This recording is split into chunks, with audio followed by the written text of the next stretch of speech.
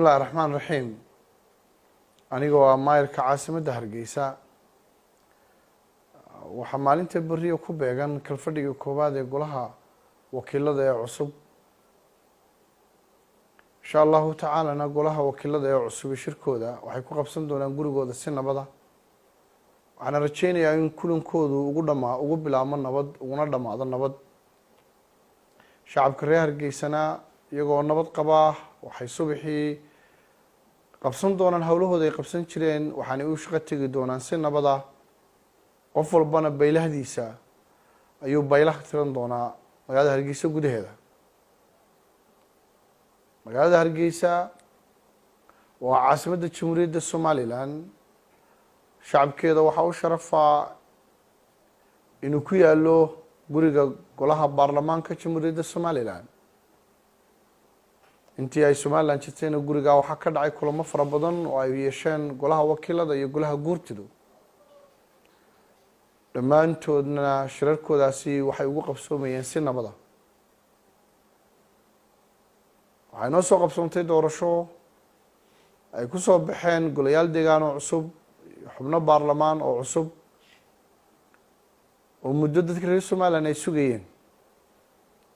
waa guul Somaliland ay gaadhay dhinaca doorashooyinka waa dhamaystir doorashooyinkii ka baaqday ee qabsoomi waayay oo qabsoomay waa wax dadka reer Somaliland ay adduunka ugu faani karaan sidoo kale magaalada Hargeysa waa magaalo nabdoon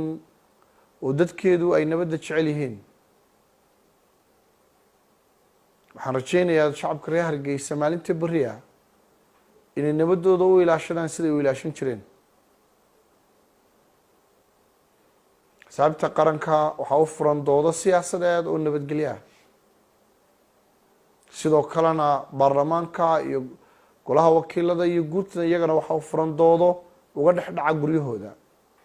ama aqalka baarlamaanka ee magaalada Hargeysa ku yaala doodaha baarlamaanka ka dhacayaana ma aha inay u soo baxaan banaanka Hargeysa baarlamaanka ama golaha wakiilada ee Jamhuuriyadda Somaliland wuxuu matalaa dhammaan magaalooyinka degmooyinka Somaliland oo dhan Hargeysana waxay magaalooyinka kala dheer tahay oo kaliya in guriga baarlamaanka ku yaala magaalada Hargeysa doodaha dimuqraadiga iyo doorashadooda iyo doodaha iyaga ka dhacayaana waxay qabsanayaan iyagoo madax bannaan waxay ku qabsanayaan gurigooda dadka reer Hargeysa si gaar ah uma khusayso kulanka bari ka dhacaya baarlamaanka guriga baarlamaanka ee qabsanayaan golaha wakiiladu Hargeysa iyadoo nabada ayuu baarlamaanku ku dhex ayuu golaha wakiiladu ku dhex shiri doonaan shirkoodana qabsan doonaan